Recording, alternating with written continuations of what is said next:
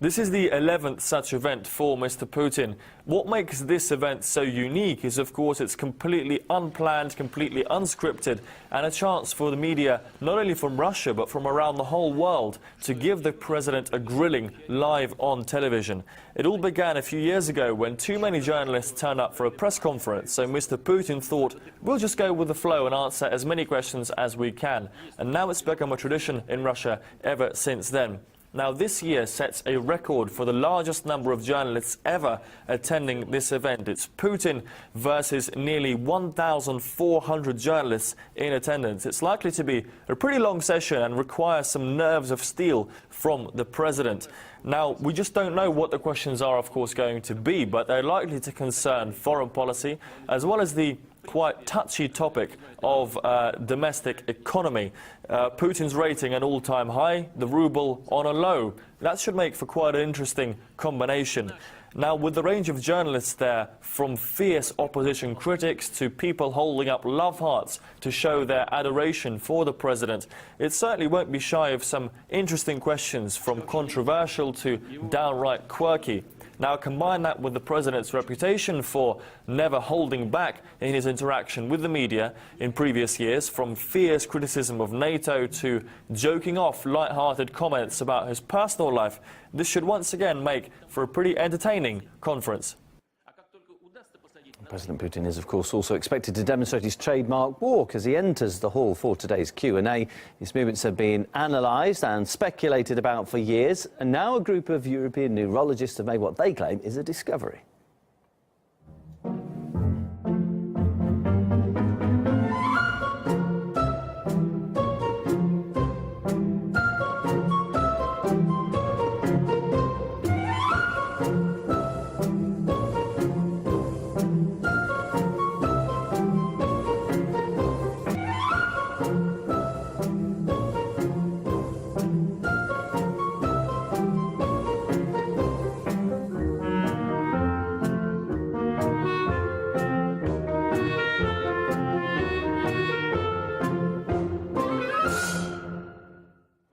Do stay with us here on RT. We'll be crossing live to President Putin's end-of-the-year Q&A with journalists in the next hour. On to other news now, and a former Home Office terrorism advisor claims that the current methods used by the UK government to prevent terror are leading to the radicalisation of young British Muslims. He believes that the authorities are playing down the seriousness of the threat, and he's resigned over the issue. RT caught up with him. I departed because I felt that they weren't really listening. I feel that there was an emphasis on ideology, but not some of the other factors that play a major role in the radicalisation of young men. Clearly, there are faults within the system itself. A large number of young men have been pulled in when in many cases they actually shouldn't have. A criminal investigation often happens after the event itself, whereas a terrorist investigation is quite often preemptive. They're trying to predict what the individual could do. That increases the probability of actually making a mistake. In this case, a lot of mistakes are made, and as a result and a consequence of those mistakes, young Muslims feel isolated. And that, in some cases, could cause further disengagement from mainstream society, which is the last thing we want.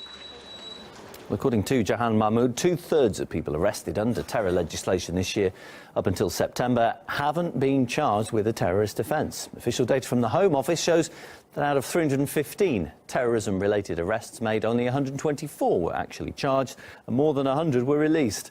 The former counter-terror advisor again draws some examples. Legislation around terrorism is very vague and very loose, and it can be applied even to people who may not have an extremist view. I recall the story of a researcher who downloaded a manual online, which was part of his work, and it was available from the US State Department. He was taken away, detained, under the Terrorist Act. He later sued West Midlands Police and he was given £20,000. A number of young people, even in schools, have been referred to the government counter-extremism agenda called PREVENT. One incident of a student is of him wanting to pray, and the teacher then decided to refer him. I mean, that's a very extreme action that is supposedly meant to be tackling an extreme idea. However, praying is not extreme. Many thanks for staying with us here on RT International. I'll be back with more news for you after a short break.